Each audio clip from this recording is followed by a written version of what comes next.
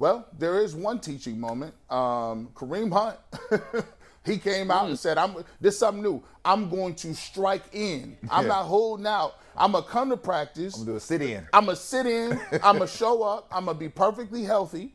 And I'm just not going to do drills or nothing. I'm going to post up." And Kevin Stefanski, he pulled up and said, Kareem's a good guy. We're good him together. And obviously, he's a reporter from Bleacher Report. Kareem Hunt has requested a trade for the Browns after not receiving a contract extension. Mary Kay Cabot of Cleveland.com beat reporter says Kevin Stefanski won't say much about Kareem Hunt's trade demand or hold out of team drills, but acknowledged healthy player is not permitted to sit out of drills. Wouldn't say if they were finding him or not, but they are. Yeah. Of course they are. They have to. Well, I don't think they're finding him yet. I mean, he was a full participant yesterday. I was at camp, and he was participating in team drills. Knockdown for the, but I don't think for the little actions. But I don't know that. I disagree. I don't think he's being fined yet. Now, if he is not there, they're going to fine him. But he's there and participating, and like I said, yesterday he was involved in the team drills. I don't think they're finding him. Because finding him, what's finding him going to do? It was Friday and Saturday that he did the sit-in. Okay. Right? So the sit-in. So let me just say this, Jason. He's gonna pay in some shape, form, or fashion, because you have to send a message there. Or don't bring this foolishness over here. Now I understand why he's doing it, right? Because with Watson out, he said, "You about to work me." And a lot. I'm about to be a workhorse here. This is not my extension that I signed up for. I was splitting time with Chubb here. That's what I was doing. Now if Watson is out and Jacoby Brissett is the quarterback, I'm about to be a workhorse here, which is good for me in the end because, the chance of bringing him back next year he won't are probably slim. He won't be back. Right? But he like, no. You're going to work me. You're going to compensate me for this extra work here. And it has been done before. I played with guys on prominent teams in the NBA that were looking for extensions during the year, right? Mm-hmm. One of them, I won't call any names. One of them that I backed up. We would throw him the ball up ahead, right? And then the ball would go out of his hand, would just go through his hands, right? This side we knew the game was on. He would do like this. I don't even know, what's going on my nubs right now. Coach be like, "Brad, go get him. Get him up out of here." Now, Jason, does Kareem Hunt? We all know, right? This is his contract. 2 years, $12 million, 5.5 guaranteed. He's gonna be a free agent in 2023. Does he have any leverage whatsoever? No, he got none. What leverage does he have? First of all, he's a backup. Mm-hmm. He's not even a starter. He's a backup. He's good enough to be a starter in the NFL, no question. Yes. But on this team, you're a backup. He's coming off injury, barely played last year. Now, some of that, maybe if the Browns were in it late in the year, maybe he's back on the field. But the numbers are the numbers. He did not have a good year last year, and you're a backup. What are you doing? And by the way, the team has far more important issues going on right now than you. Read the room, dude. So I don't know what he's trying to accomplish here. And Brad, I hear what you're saying about you're going to work me. Well, guess what? The Browns were the team that gave him a second chance when no one else was going to touch him. They jumped first. He's the one that signed the contract, and he has not outperformed that contract. Well, so you have no leverage. You have no leg to stand on. Get out on the field, have a great year this year, put up your numbers, and get paid next year. Tyvis, tell Jason that was yesterday's news. It's a new day today. It's a new day today. Tyvis, have you dealt with a veteran? Say you in the back end, right? Have you been there when veterans? You backed up Sherman. You was with the Legion of Boom. Have you been ever in camp when you said, "Man, this dude won his bag," and all of a sudden he just like, "I'm not showing up"? No, not necessarily. A lot of those guys were pretty professional about it. They are more of the "I'm gonna show up, but I ain't doing nothing" type thing. Like I'm gonna make sure that I don't get fined because I'm gonna show up for practice, but I'm not about to take no reps that I don't need. And a lot of the coaches understood what the situation would be, especially in Seattle. They were very lenient towards those things. But yeah, no, and Jason's wrong. Jason, you're wrong. Tell me why. Kareem Hunt has some type of leverage. I mean, first of all, running backs get hurt a lot in the NFL. That's one. Two, For sure. You need a guy who's proven Yeah, Dearness Johnson has a couple of games last year, but They got a Kareem guy who's Hunt- proven. Nick Chubb. Oh no, okay. He goes down. What happens?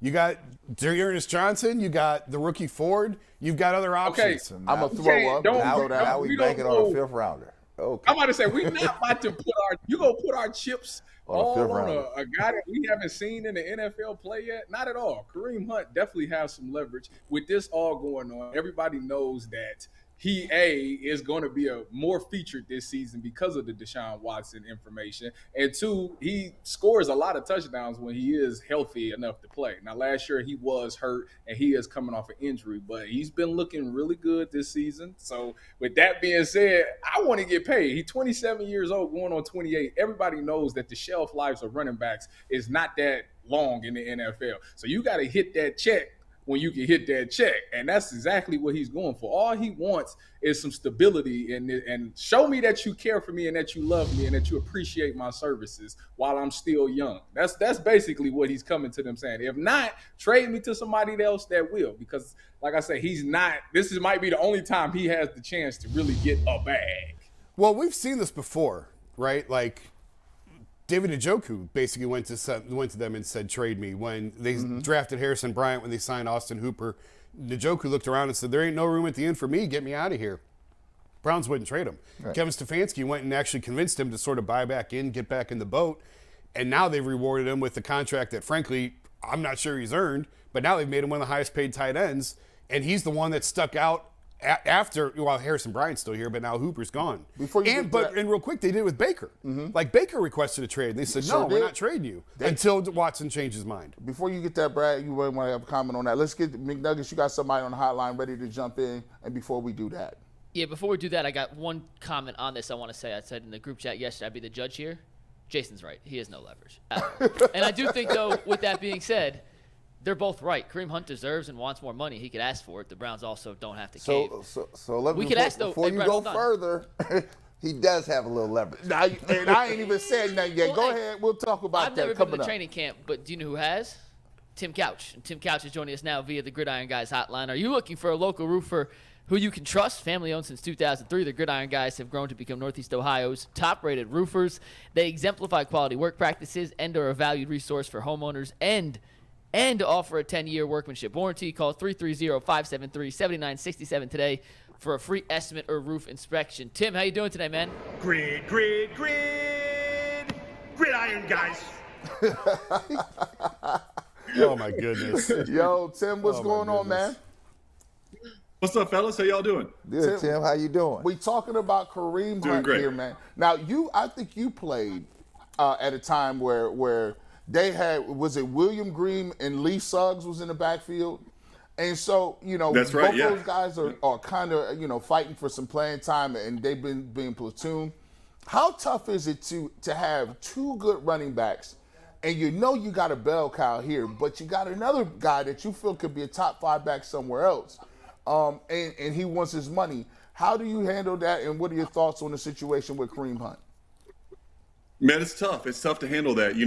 Looking at it from Kareem's point of view, I think he's probably looking at what the top backs in the league are making right now, and he feels like he could go out and be one of those top guys if he was, a number one somewhere else. He's obviously not going to be that in Cleveland with Nick Chubb, but I think he probably, this is a guy that led the entire NFL in rushing a few years ago when he was with the Chiefs. So he feels like he's a top guy in the league. He probably feels like he should be getting top dollar. So, and it's hard to argue with that. The guy's a talented guy, but in Cleveland, all he's going to be, is a part of a 1-2 punch with I can understand his frustration and where he's coming from, and I think you guys mentioned he probably does feel like he's going to get more of a workload this coming season with the situation at quarterback right now. So he does probably feel like he deserves to get more money for that as well. And but it's tough. You want to keep everyone happy, and you want to give everyone the football, but obviously you're going to lean more towards Chubb, and it gets to be a tough situation. But it's something that every team deals with throughout training camp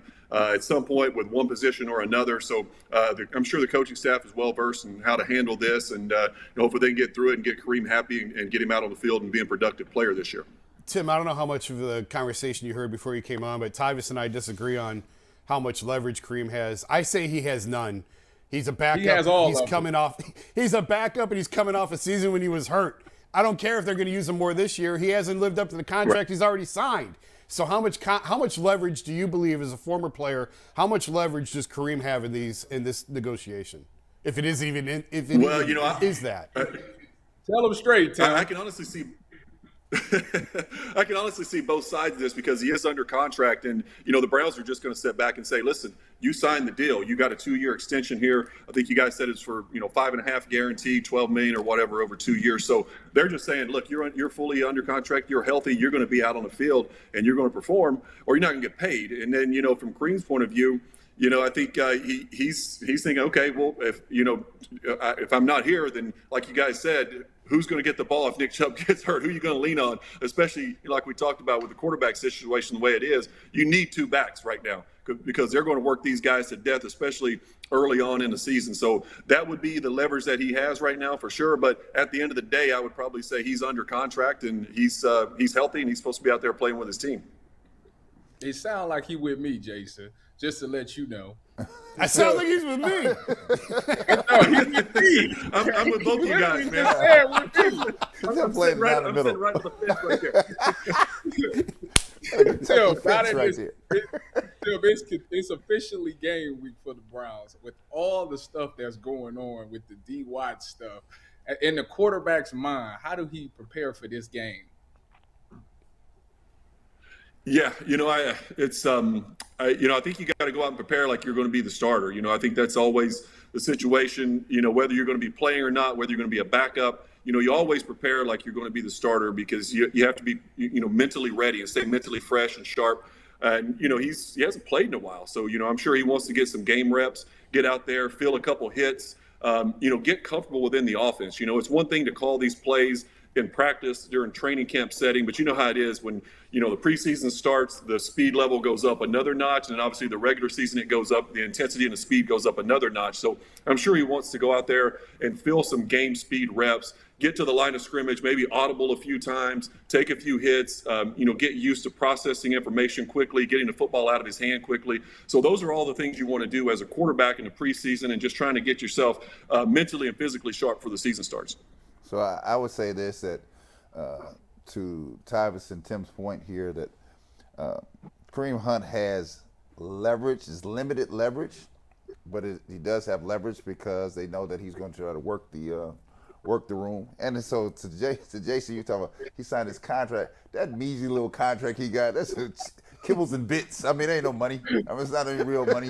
So that's why he I'm sitting this out. I need some money. Well, feel free to sit out and you'll get zero money. I'm getting some money here. Yeah, right? zero. It ain't. I don't know, because where I come from, Tim, this is what they do. They I had NBA All-Stars. They were like, I'm sitting down. I need some money, right? We're going to have a conversation. Right. Now, some people got some money and some people got nothing. So we don't know what Hunt is going to get.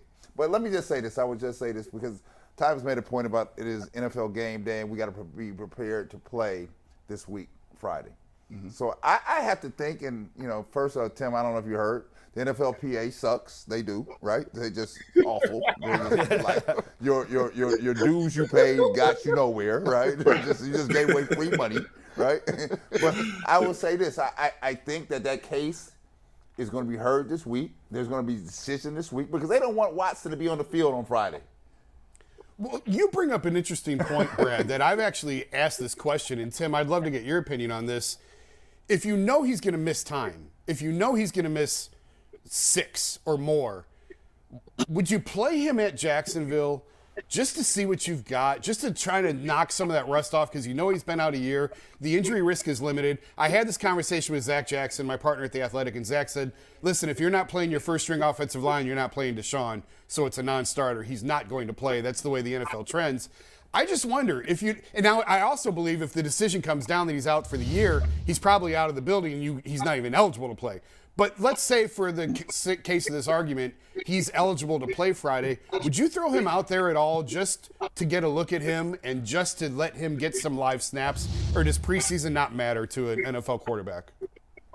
Yeah, I would personally. If it if I were Kevin Stefanski, I would get him out there if he's eligible to play, obviously, and get him some reps. Like we've all talked about, the guy hasn't played football in a long time. So I don't care how talented you are, there's a level of rust there and, just getting used to the game speed again. So I would put him out there and get some reps, man. This is a new system for Deshaun, new players in the huddle with him. I would get him as comfortable as I possibly could. While, it's just a preseason game, I understand. But, for Deshaun, I think it means a little more right now at this point where, he hadn't played in a while. His situation is kind of up in the air. I'm sure he wants to go out there and play a little bit. And, so when the time comes, when the regular season rolls around, if he is eligible this year, that he has had some reps and he feels somewhat comfortable within the system. Tim, I'm going to take that a step further. I'm exactly with you. Listen, I mess around. I throw a whole PR strategy together because he good. He gonna come out there and look nice. He gonna come out here running around doing his thing. I play my whole doggone half. They be mad at me. I play my whole half, and then people will be like, "Wow, this kid is so good, but we can't have him because he's under suspension." I need people to realize and understand. I think from a standpoint, you got to give Deshaun Watson as a human being. You got to give him something to be excited about, something to look forward to. He been getting killed for 2 years. He had heard all the crazy stuff. Get him out there, get the blood going, get lathered up, get a sweat, see a couple touchdowns on the board so he can at least say, all right, I know what this feels like. Let's keep it going. And I'm going to take my little sit out, but I'm going to tell you what, at least I feel good and my morale back up. Yeah, I would totally agree with that. When we talk about Deshaun and his situation, we always talk about, the physical part of it, not being on the football field. But we don't talk a whole lot about the mental toll that this probably has taken on him. I don't know what he's going through, but, having your name slandered across national TV and media and the internet for 2 years has to take a toll on a guy. So getting him back out on the football field that's where he's comfortable. That's what he does. That's who he is. I totally agree with you, man. Let him get out there, throw some touchdowns, get back to feeling like Deshaun Watson again, and start the recovery process as a human being, getting back to being, doing the right things off the field so you can do the right things on the field like he has done already, so far in his career. And I say, to your point, G and Tim, he taking hits everywhere. I mean, they got the National Masseuse Conference here. Oh, yeah, that's crazy. Cleveland. I was like, I walked right into that. I like, so this is crazy. Let's talk about this, right? Because the way this set up, Tim, the way this is set up in the NFLPA and the collective bargaining agreement with the NFL, the decision from Harvey is supposed to be the final determination of this case. Mm-hmm. So you know which way it typically is probably going to trend. So they have to be ready to file. The only way he's hitting the field on Friday is they're going to file for a temporary injunction to have some relief here. Right? That's the only way he's hitting the field here. And if they go that case, it's going to look more like Ezekiel Elliott and Tom Brady for him to hit the field. So he may be playing the first 7-8 games, but when he come to it, because the other way, if you go the other way, they don't want no parts of him being around here at all. Yeah. None. Yeah. Right? So if this is the case, and the Browns have to already figured out what 2 avenues. There's only 2 roads to travel. You don't have 10 roads. There's only this road or that road. And so if you're going to go that road, then they better be having some conversation, because if they have no intention of seeing Watson to after game week 12, they don't need to even have him out here. Yeah, they at least got to go quickly. Tyvus, you had a question? Yeah, Tim. Now that outside of the D-Watt stuff, and give me an offensive player that you looking forward to watching this Friday that's not named Nick Chubb, which he probably ain't playing anyway, and Amari Cooper.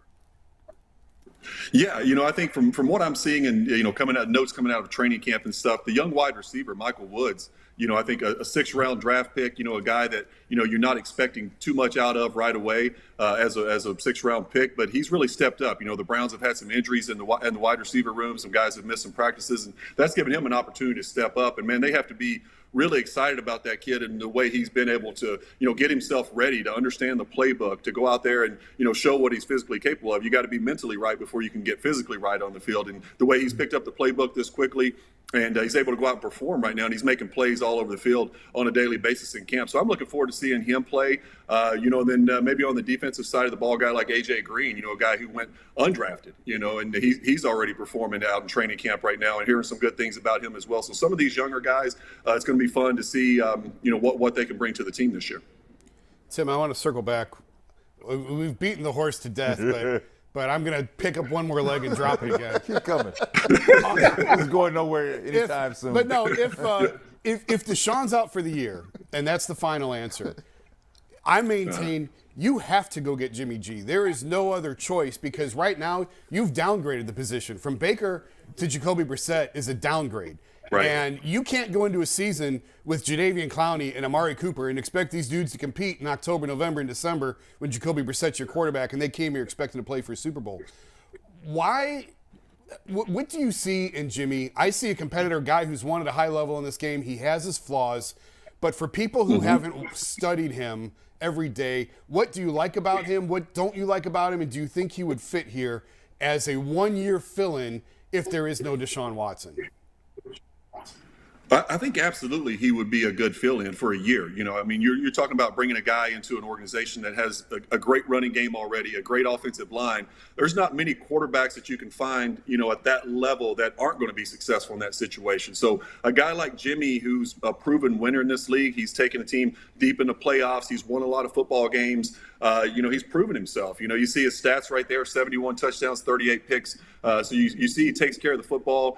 He puts the ball in the end zone. He understands, how to be a professional quarterback in this league. And I think, he's got a lot of reps, a lot of game reps, and he could probably come in and pick up this offense right away. So I would feel good about Jimmy Garoppolo being here. I think it's, Jacoby Brissett, I think is a good football player. But like you said, I don't think he's a guy you want to try and go into a season with and try to make a Super Bowl run. I think he's kind of a guy who can maybe hold it down for a few games until Deshaun comes back. But, if Deshaun's not coming back, I certainly would probably go a route looking for a, more proven guy like a Jimmy Garoppolo.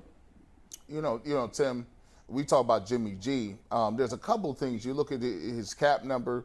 I never thought about this. This is kind of crazy. It's like the Cleveland Browns are in the same position as the 49ers. You take a look at, they traded 3 picks for Trey Lance, right? Mm-hmm. And then Trey Lance didn't play the first year, right? We traded 3 first-round picks for Deshaun Watson, and he didn't play the first year. But the guy that was the common denominator is Jimmy G. He started in place for Trey Lance. He didn't see the field like that. Now you got a guy like Jimmy G who's available. I flip-flopped on this about 4 times. I'm the Miami Dolphin. I've been flip-flopping on this thing for weeks now. And one day I like Jimmy G, the other day. But one thing I can't, maybe he's one of these guys, and you see if you vibe with me on this. He's one of them guys, maybe it don't translate into what you're looking at on film or on tape, but I can't lie. He just wins. To go into a Lambeau Field and win in the snow is crazy. Then to be a guy who was in a championship game, the Super Bowl against Pat Mahomes, and they had a chance to win that game. Jimmy G just does it. Is it just something where he's just a winner and maybe it might not translate to the eye test?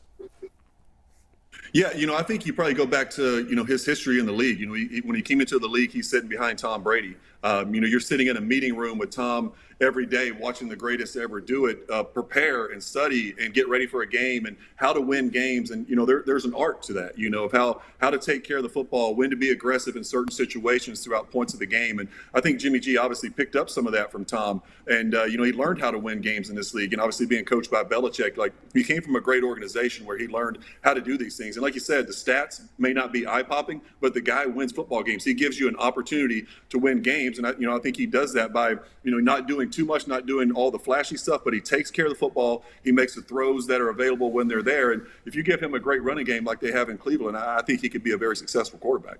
McNuggets, you got a stat that you wanted to give really quickly, talk about this situation. Yeah, we talk about wins, and that's the most important quarterback stat at the end of the day. In his career, Jimmy G is 33-14 as a starter and 5-2 in the playoffs. I'm going to say that one more time.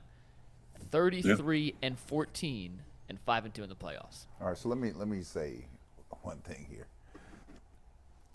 So when you look at Jimmy G, there's something here, and I'm just a person who knows sports. I mean, just players.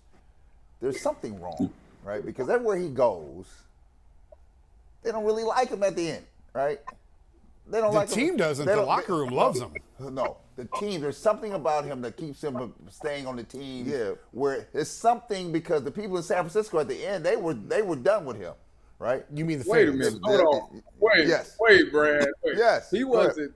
They weren't done with him in New England. That's not what happened. What happened was they forced Bill Belichick to make a trade. Robert Kraft said you have to trade Jimmy G, and he single-handedly picked San Francisco because he knew Kyle Shanahan was a great offensive mind, and he knew that Jimmy G would be able to flourish in that offense. That's how he ended up. Is he still in New England? No, he got traded. Okay. He got forced out. Is he being forced out of San Francisco? He is being forced out of San Francisco. So just stay with me now. So no matter what you say, this is what's happening here, right? I'm not saying it's a fair label. I'm saying this is what's being attached to him right here. You can listen to the national pundits. They all got different interpretations of Jimmy G, right? And all of them not glorious. They're not. Well, right? But I'll say this though. I don't think the Browns can make a move on Jimmy G till they figure out what happens with Watson. Of course. Right? So this Jimmy G conversation is going nowhere till we figure out how Watson playing his hand. So here's the thing. If we take it that Watson is 12. So we'll say Watson playing this year. Say it's 12. Does it make sense if they go get Jimmy G in his 12 games? Here's where it gets difficult, and I think I mentioned this last week. If it's 12, now Deshaun's contract counts for this year, right? Which means his contract counts for next year. So he's $55 million against the cap next year. Right. So right now they've got all this cap space that they can roll over onto next year's cap. Right. But if you go get Jimmy, you can't roll that money over. You're giving it to him. Now you can restructure his deal a little bit, but I think that really puts them at a difficult spot. I still think you really have to look at making that deal because I don't want to play 12 games with Jacoby Brissett. I'm fine with 6, even 8. I don't want to play 12 games with Jacoby Brissett. Take this, and I want everybody. I want Tim. I want Tyvis to weigh in here. Everybody on this panel. What do you think the odds of him coming out on the top side of this thing with Harvey is? Slim to none? Slim. 0. Slim to none, right? Tim, slim to none, right? So that slim means to none, Tyvis slim to none? None. All right, so now that only leaves one avenue here. There's really only one road here for him to be playing this year. To walk into Delaware court or any jurisdiction that's favorable, that he feels is favorable to him, to give him a chance to play. And if that's the case, he's getting the first 7-8 games in here before they'll deal with this thing, right? So if that's the case, you still going to get Jimmy G? Here, and Tim, I'm gonna ask you. I'm gonna put you a quarterback. It all goes to me. The question is, how high can I go if I don't got Deshaun Watson? What is my ceiling with Jacoby Brissett, and what is my ceiling with Jimmy G? If my ceiling with Jimmy G is I can get to the playoffs, if I can get to the playoffs, I just saw the Bengals run through some stuff. If I get to the playoffs, I can give myself a chance. Do you feel Jimmy G could get you there to a place Jacoby Brissett couldn't?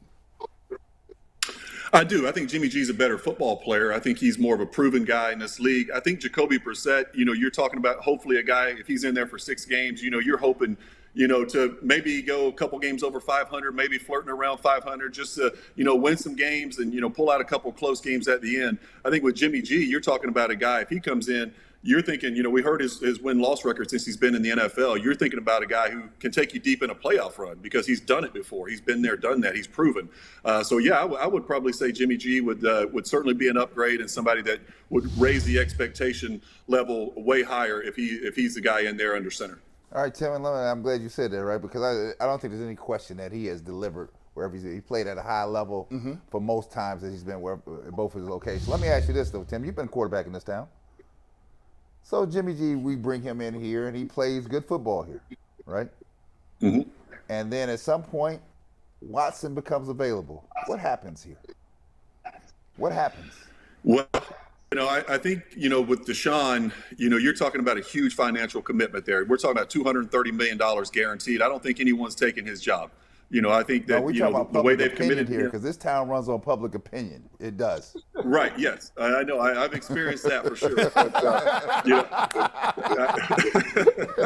But, I think still, even I don't think it matters how well Jimmy G plays. I think the fan base is always going to say we want Deshaun Watson in there because we're talking about probably a top 5 guy in the league with Deshaun when he's healthy and in there under center. I think they're always going to want to see Deshaun in the game if he's eligible and able to be out on the field. So I understand the question. I think where you're going, but I think at the end of the day, people are always going to want to see Deshaun because we're talking about like I said, an elite football player who is obviously a better player than Jimmy G, who can take you to places that this franchise hasn't been before. Oh man, see Tim, look at that screen. Right.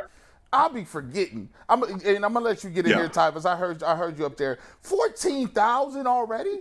Like I'm look at the touchdown to interception. Yeah. 104 to 36, man. That's so impressive. Tyvus, what you got, man? I'm sick to my stomach a little bit. I don't like this, man. I was just gonna say, if Jimmy G came in here, first of all, everybody knows I'm a Jimmy G fan because I played with the guy for 2 years, and the guy's an incredible leader. The work ethic is unbelievable. So he's definitely a guy that will raise the atmosphere. Because I think once that Deshaun Watson news hit, that locker room, it felt it a little bit. Like, wow, the guy who's come in this offseason has been the leader, has brought the energy here. We won't be able to go to war with him on Sundays. Okay. Jimmy G does come in and bring that energy back. Like, okay, now guys, it's like, all right, this dude done won some games. So we got a shot at this Super Bowl thing still, Granted, last year in San Francisco, he got scrutinized for the defense having to carry him. But if you look at our defense could be just as good as San Francisco. So if you want to play that game, we're looking at the AFC Championship game as if we want to go there.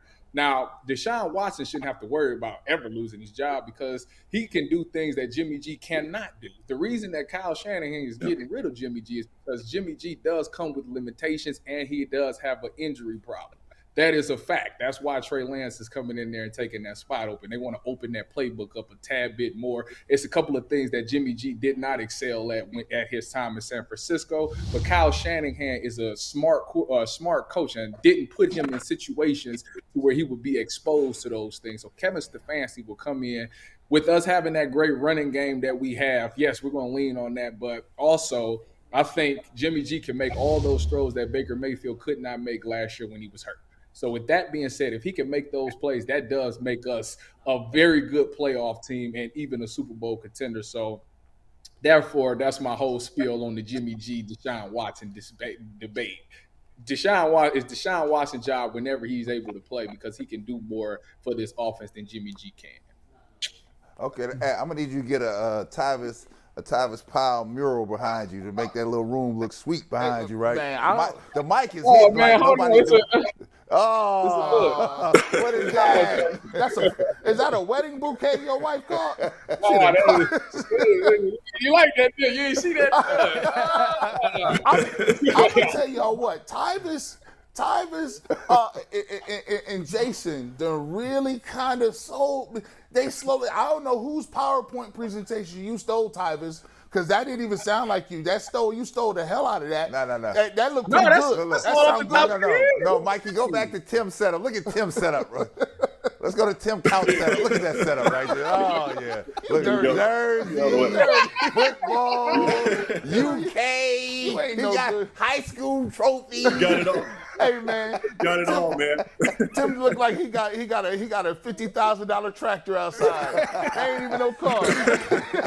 This just a John Deere. This is a John Deere right here. You know, in Kentucky, it's all about the tractor and lawn. They don't care. You get a little truck. He got a stable where he got a couple horses out thoroughbreds back there outside. He trained, I'm sure. Tyvus, if we pull our money together, we can do something. Maybe one day. We'd be all right. What's wrong? Wait, look. What's wrong with this, though? I'll work with Tyvus because he's going to be remote a couple of days this week. Bleed over to Tim's setup. I'll work with Tyvus. We'll get him set up by the end of the week. Man, I'll tell you what. Tim, before we go, I'm going to say before we get you out of here, I got one more question. Now, when you look at this thing with Kevin Stefanski, because when I look at it, no matter what he's going to do, I think that the biggest bullseye on the squad this year is not Andrew Berry. It's not the ownership. It's Kevin Stefanski. And I think it's just a process of elimination. At first, they was like, oh, we got to get done Odell Beckham Jr. We get him up out of here. Oh, Baker wasn't hitting it right. We ain't doing his thing. He ain't hitting his receivers. And he's a locker room situation. We got to get him. He's gone. The trickle-down theory goes, it's right up to the coach now.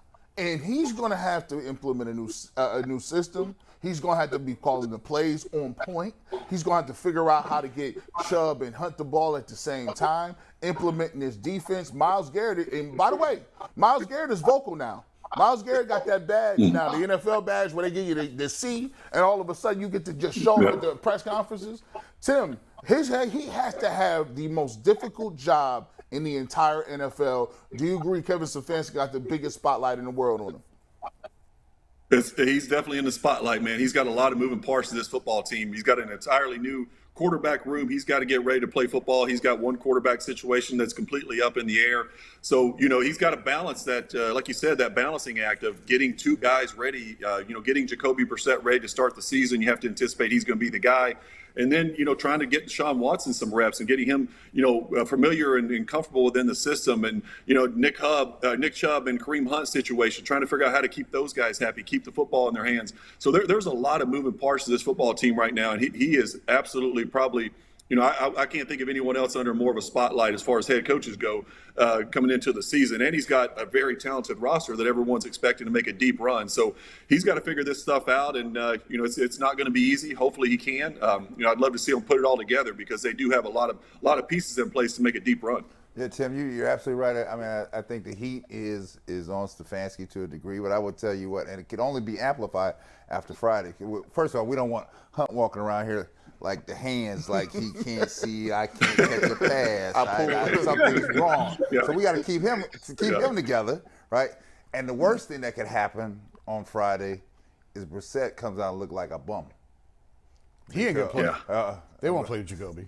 He's not going to play. If they play him on Friday and he doesn't play well, the level going to they'll be on the phone.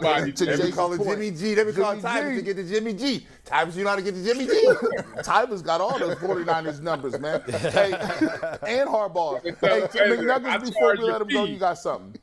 Yeah, Tim, before we let you go, we saw you posted something yesterday. You were on with CNN talking about the flood relief and how people can still donate to the disaster in Eastern Kentucky. Is it still open? How can people donate? Yeah, absolutely. Yeah, thanks for bringing it up. So I was able to go on CNN and talk about what's happened in the area of the state where I grew up. And, I was able to go down there earlier last week and help unload semi-trucks and pass out supplies to people and just kind of be on the ground there and hear people's stories of what all the devastation and losing everything. Some people lost, homes and cars. Other people had family members that lost their lives. So it's been devastating what's happened there. And, I teamed up with ARH, who's a regional healthcare provider there in Eastern Kentucky. And they've doing an outstanding job of helping people get the supplies they need and still obviously asking for supplies. And you can go to arh.org if you're interested in donating supplies or financially committing to that. Whatever you want to do to help, you can go there to arh.org and help those people out because it's going to be a very, very long recovery process for the people in that area.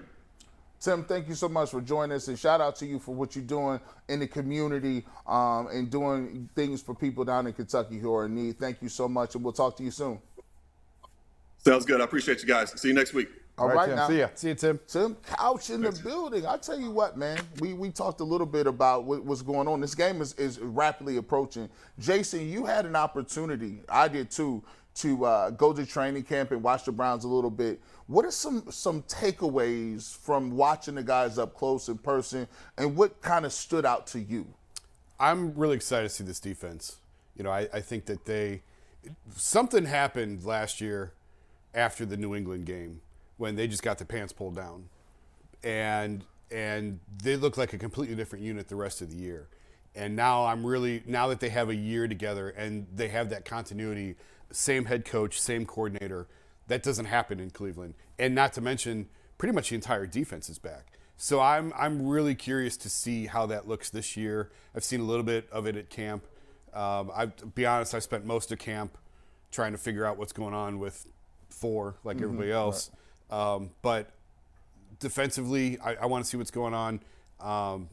Chubb obviously has looked good. Nick broke off a couple of big runs yesterday, and it's so hard because they're hardly ever in pads anymore. Yeah, camp is different now. Yeah, it's different. totally different. So you can't really. I mean, a year ago at this time, we're looking at Donovan Peoples-Jones as a breakout star, and he fell flat on his face. Once you put the pads on, it actually had to compete. So I'm trying not to put too much stock in who's the camp breakout star this year because we saw how it went last year. But just like everyone else, Amari Cooper. It's been nice to see him and to see how he moves into this offense and blends into this offense, and kind of what we were talking before the show, Brad. There's a stark difference when Jacoby's under center and when Deshaun Watson's under center. Here from a layman's term, when you see the ball come off Deshaun Watson's arm and hand, it has a zip and a pop to it. When you see Jacoby's, it's just okay. We noticed that at OTA. Yeah. I said, whoa. When you see it, it's like, whoa. This is different. Yeah. Then the other thing I saw, and Mike, I don't know if you can pull this up. There was Amari Cooper running a route the other day, and it was full speed, and he had a couple DBs on him, and the way he shook them to get open, his precision in route running, it was unbelievable. I mean, this is like a super Allen Iverson crossover that he gave, and and they fell down, got stymied, and he got free, and I was like, this thing is unbelievable. So if he can be to the receiver that I saw at Alabama, and I don't know what happened in Dallas because he was rolling in Dallas for a while. If he's that guy, then we have that guy. We just need another guy on the other side to give me something. You know what? This gonna tee Tyvis up perfectly. The first thing that stood out to me was like, hey man, these cornerbacks is big as hell. Like they got these dudes is the AJ Green dude. I was looking around and said, who is that? They said, oh, that's AJ Green. I said, he that big in real life? They got corners with Link. Emerson is a long, big Emerson's corner. big. He's big. I thought that was a linebacker. But these guys is out here moving, getting in position. It was one route where he looked like he morphed and just was like, no, I'm here. Let me knock that down real quick. You're not getting that rock. The secondary, to me, was the most impressive because Denzel Ward was on the side doing yoga or something. He wasn't even there. Myles Garrett was on the side just taking pictures and throwing the football. They was like, he got the definite green light. They just don't even let him do nothing. They just go over here, Myles, go play football with the kids and sign autographs. We'll catch you next week. But even when we were on the field, I just noticed the defense had like Jason said, it had that level of swag, that level of energy where it was like, oh, we know what we're doing. We ain't even put the whole thing in yet. We ain't even started moving safeties around. John Johnson looked good. Delpit looked like he was just out there like he was back at LSU. He's got to stay healthy. Man, I want to see him stay healthy for a whole year. Because he's the key to me. To me, the key to the defense is two people, JOK and Delpit. And if they could get Delpit back there, we should be good. Tyvis, I'm telling you, the DBs back there is moving around. What is an advantage of see, you a bigger corner yourself. They put you in a dime package. I can't give you too much because you're already happy. Look, you're gonna use that against me next year. You said G. Bush, I was the biggest corner. Hey, listen. First of all, it was a bunch of times where, like, as I bounced around the league, right, I would go do workouts, right, and when the people that's on the team would see me come in the cafeteria to like eat breakfast and stuff. They be looking like, oh snap, we working out linebackers today, and I was like, no, dog, corner or safety. They be like, what? So, but yes, it's a movement, and it's all because of Richard Sherman and Brandon Browner. They started that tall corner thing, and if you remember correctly, I told you that Joe Woods came from San Francisco, so they running that defense that San Francisco was running, which originated in Seattle because Robert Saleh was the one that installed it in Seattle. Anyways, that defense always required to have taller corners because you just want them to be over top and you really want them to take away the deep ball. So you want them to stay over the top and blanket these little wide receivers. So that's why that you'll see all our corners is tall except for G. New and Denzel. With that being said, I really like hearing you say that the secondary is doing really well. I mean, the LOB was the whole secondary. If that secondary comes together, it opens up things. It allows you to call those blitzes and run those stunts because I got guys on the outside that's going to lock these receivers down in man-to-man. That allows me to play with house money on the inside. I can dial up all kind of stunts, twists, and blitzes that they won't be able to pick up and don't have to worry about getting beat deep on anything because I got these corners. So to hear those guys stepping up and making those plays and having AJ come along, which I'm very thrilled with AJ, to be an undrafted DB and be able to be in this same system for 3 years and everybody's talking about how he's making all these plays. Well, it was destined. Last year, he came in a couple of times. Actually, during his time in Cleveland, he stepped in a couple of times in games and made plays. So he's already shown that he has those big play making ability, and he's a guy that they can depend on. Him being in here and being this cheap, the question is, will he make an impact this season? When you got guys like G. New stepping up and going to the press and saying, yeah, if he was on another team, he'd be start. Well, that's the type of things you want. The thing we know is that number 3 corner spot is wide open. Yeah, it could be Greedy, it could be AJ, or it could be Emerson. We don't know. But they run in today's day and age of the NFL, 11 personnel is the number one thing being called. G. New is the nickel. So somebody has to come in and play that corner spot. And right now, from what I'm hearing, AJ Green is the name of camp right now. So he will probably be that third corner. I guess we'll find out on Friday. You know, I'll tell you what, Jason, one other thing that I saw, and it was astonishing, was if you got JOK and Phillips, they're some of the most athletic guys I've seen. And Phillips, I mean, this is another guy that, you know, hasn't played much because of injuries, but man, he gets around. I mean, he's by you in now. Like, it's like, no, you see running backs, you do running back drills, and the linebacker has to cover the back out of the backfield or doing something. This guy, the Browns linebackers can move, and if they can get those two guys lined up correctly on the nickel package, I think they're going to be dynamic. Yeah, linebacker was a concern that I had with this defense last year. It just didn't look very, very deep beyond JOK, quite frankly. If Phillips is healthy, obviously that's a huge help this year. I still don't think they're going to play a ton of linebackers. To Tyvis's point, you're in nickel almost all the time, even dime.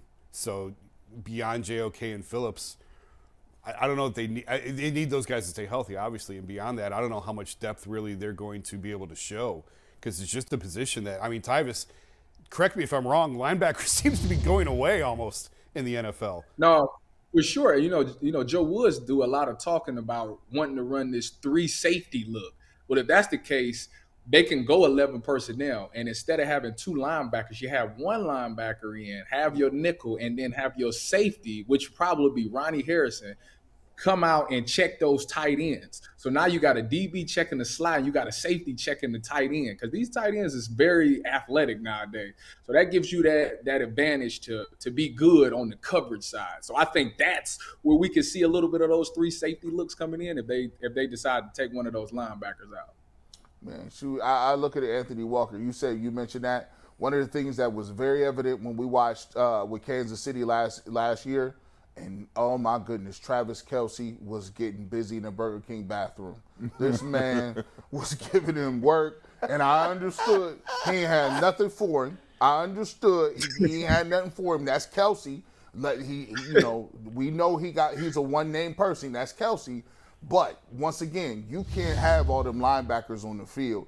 And I'll tell you something else too, Brad. I'll ask you about this. If the Browns can get some solid play from a few defensive tackles, yeah. Perion Winfrey, I saw him there. I did the eyeball test. He looks like a person that you don't want to go next to when it's about dusk outside. Mm-hmm. 7 o'clock, you crush your pearls, no bags, nothing. He looked like a mean dude. You don't want to see him in no alley. But it's yet to be seen whether or not he's going to live up to that kind of talk yet with Myles Garrett and Jadeveon Clowney. Are you a little nervous about the no-name gangsters in the middle? Well, I mean, I think that's the key to Clowney and Myles Garrett. I mean, somebody up front has to give a push to allow them, the offensive line, to be able to be concerned that there's a push coming on the inside, which frees up Clowney and Garrett. So that has to be done. And I'm to the point like what Tyvis was talking about. I mean, if we got to be able to cover, right? So if we're getting away from this linebacker setup, when I see JOK, he's not a big guy. Not a big guy at all, right? So that's different from the LTs that I grew up and the Singletaries that I knew in my day, right? So it's a different game. So you better be able to cover, because now they'll get you sliced apart here with somebody that knows how to play the quarterback position. I'll take you apart. So we've got a number of assassins at quarterback in the AFC. So if this is where we're going, the one thing we cannot do is we got to have, to your point, push up front. We got to be able to cover. And the other thing, the third thing that nobody really talks, we got to stay injury-free here, because we are always troubled by when somebody goes down. Then actually, you bringing in some dude you ain't never heard of before, trying to hold down the fort. And we tripping. I tripped. I'm sorry, Tybus. I'm sorry. I got to go here. We didn't talk all this time, right? We didn't talk all this time about who looking good, who doing what. We mentioned it a little bit.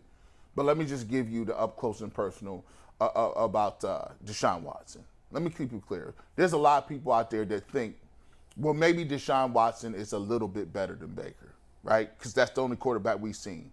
No. Deshaun Watson, when you go out there, a lot of people not going to get this. They're not going to understand it till you pull up on him. First of all, he came out in the orange spat.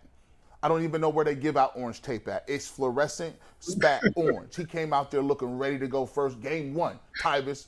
He got out there. I'm telling you. And he's a mutant. He's X-Men. He had his Charles Xavier going on. He was just moving people with his defense, with his eyes, manipulating people, dropping dimes over here, no looks, smooth. And like to Brad's point, Jason, I seen him throwing a rock. It ain't that Jacoby Brissett is garbage. It's the fact that Deshaun Watson is that nice. Right. Do people quite understand what they got chilling right now on the sideline with Deshaun Watson? No, probably not. You're not going to see it. They're not going to know it until they see it in a preseason game. I think let's wait and see how the suspension goes and if he's able to stay with them. When the Eagles come to town for the joint practices, that could be his preseason right there, because it's a controlled environment, and coaches love that now. Coaches love the joint practices even more so than preseason games. But fans aren't going to really see what they have until he's out on the field. I mean, you can go back and watch Texans clips. Deshaun was the guy I wanted even before all of this. Mm-hmm. When the trade request first became public, I was the guy in favor of going and getting him because of just how special he is. I was talking to someone with the Browns who was watching film on him right after the trade went down. Okay. And said, and I'm going to condense this down to 10 seconds, but it was basically the Texans had the ball on their own 35 with 50 seconds left in the half, and I forget who they were playing, but it was over the middle, crossing route over the middle, boom, boom, boom, touchdown. Mm-hmm. And 18 seconds. He took him length of the field. He said, we didn't have that in our playbook last year. That was not when Six was here, that was not in our playbook. Well, Jason, but Deshaun has that ability. He can go the length of the field in 30 seconds or less. When you talk about it, Jason, those who've been around sports, it don't take you long to see the eye test. You know who can play and who can't play it. I don't have to watch 4 quarters of it to see it. All I need to see is a little bit. And you can see that it pops off of Watson's hands. His game is different. It's elevated to another level.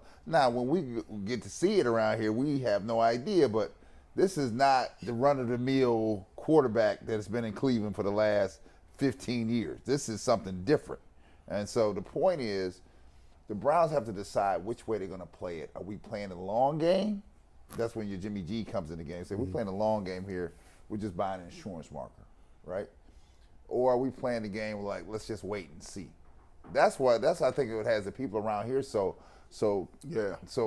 hyped up, because they see a window of opportunity. We put all the pieces in place. You just named a number of players here that should bring a quality to this team, that give us a chance, a real chance. The only question is, who's at the helm, and when is that person going to be at the helm? I say it, Tyvis. It's like this, man. Do the fans have it the same way that the players in the locker room? Because it's me. I explained to OG. I said, look, man, it's like you got a pair of Jordans that you've been asking for forever. You come to your mom said we're gonna have to open these up at school. These your school shoes. You done planned the outfit. You done got the fit ready. You got the J's put out. You done sprayed them down. It got all the repellent on them. You ready to go. You got it fitted to go. You done got you a cut. And all of a sudden, your mom come in on Sunday night, Monday before school starts. You say, you know what? Yeah, you've been acting up a little bit this last weekend. You like, well, what they gonna give me? You like, well, I'm on punishment or something? Cool. I just take the. She say, nah, I'm gonna hit you where it hurt. Them Jordans you got, you ain't gonna be able to wear them to next school year. Your heart, you hit your heart. You be crying. You be like, you know, when you can't even breathe, you done cried so hard. That's what it's like to have I'm not going to school. I would tell her I ain't going to school. I ain't going to school then. I'm boycotting. I'm about to do like the Players Association. I ain't coming to work. You do Kareem Hunt on Kareem Hunt. I'm not doing no chores this week. But that's how it is to have a Deshaun Watson. All you have to do is this to do Kareem Hunt. Just start doing. Hey, I fake a seizure. I fake something. I fake some convulsions. I'm sick. I got spinal meningitis or something. You done messed around with me that much.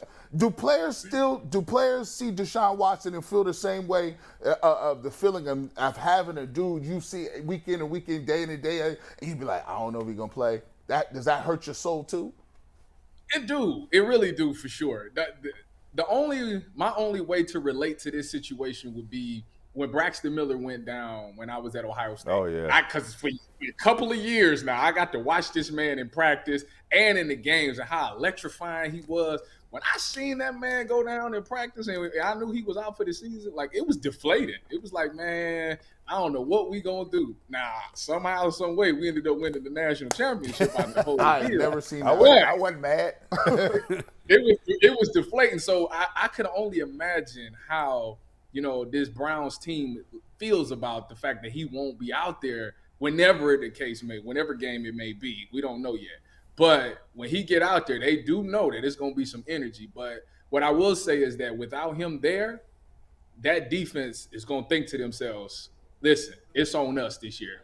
When we're going to be successful, we got to be lights out. So to hear y'all talk about how good the defense is doing in practice, it's because they know, like, it's on us. Like, if they don't score, they don't win. So we got to be, like, the best defense ever in history of football to be able to hold this ship afloat. So when Deshaun Watson come back, we know we going to the Super Bowl because we know what he's capable of doing.